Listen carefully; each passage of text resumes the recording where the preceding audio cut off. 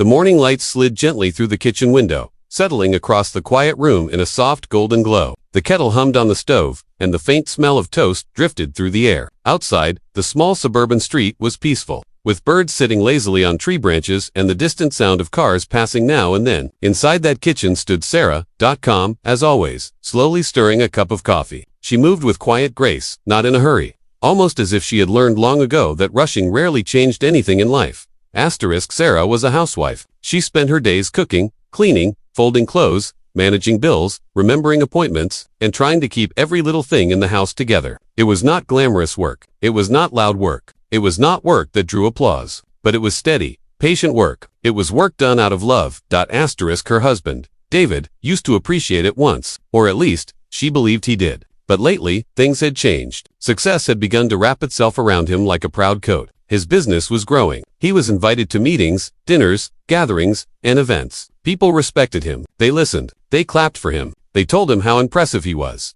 And somewhere in that rising pride, Sarah slowly faded away in his eyes. The moment that hurt her the most came one evening, when they attended a dinner party at a friend's house. The room was warm and full of laughter. Glasses clinked, people shared stories. And as so often happened, the conversation eventually turned toward careers, achievements, and what everyone does.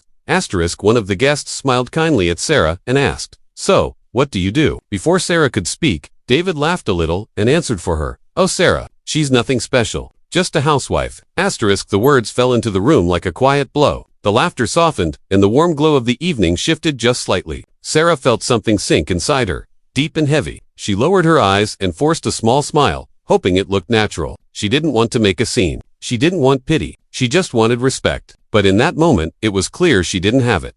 That night, after the party, the house was quiet. David went straight to bed, tired and proud from another social evening, full of praise. Sarah stood in the kitchen for a long time, the house dark except for the faint light above the sink. She rested her hands on the counter and let herself feel the hurt. Words could disappear from a room quickly, but the feeling they left behind stayed much longer. Still, she didn't fight with him. She didn't yell. She didn't demand anything. Instead, she kept moving through her days the same gentle way she always had. She woke early. She packed lunches. She smiled at neighbors. She listened when David talked about work, even though he rarely asked about her day anymore. Life went on quietly. Weeks passed, then months, and slowly, without anyone saying it, tension began to settle in their home. David was often distracted, always checking emails, always planning, always thinking ahead. Sarah kept the house steady while he chased the world outside. He didn't treat her cruelly. He just didn't see her anymore. Not really, but life has a quiet way of changing things when least expected. One afternoon, David collapsed in his office.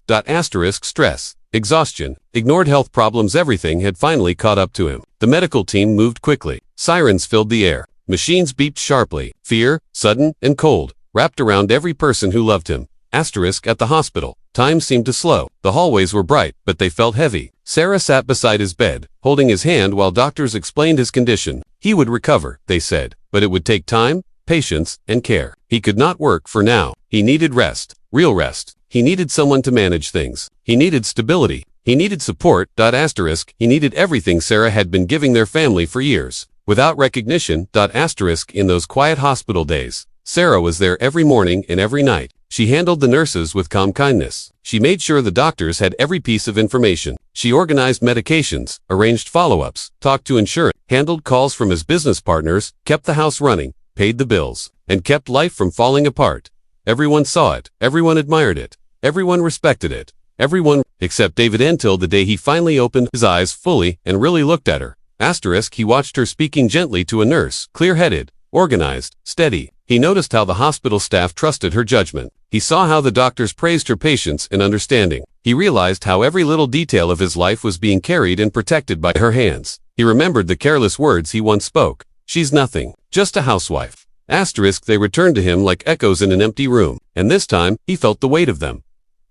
When he was discharged and returned home, their house felt different to him. It was the same place, the same walls, the same rooms, but he saw now how it lived because of her. The warmth, the comfort, the sense of safety, the feeling of belonging. It wasn't simply there. It was created, maintained, protected, every day, by her.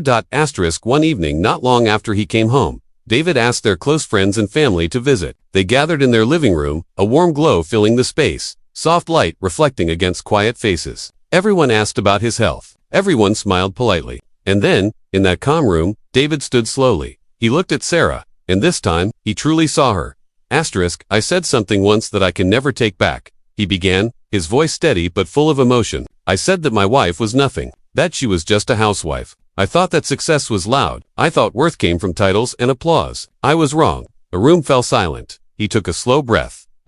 When I couldn't walk on my own, she stood. When I couldn't think clearly, she planned. When my life felt like it was slipping apart, she held everything together. She didn't do it for praise. She didn't do it to prove me wrong. She did it because that is who she is. Strong, steady, caring, brave. He turned directly to Sarah, his eyes soft, heavy with gratitude. You are the reason this house isn't just a house. You are the reason our life has warmth. You are everything I ever needed, and I was too blind to see it. I am sorry, truly sorry. You are not just anything. You are my wife, and that means everything.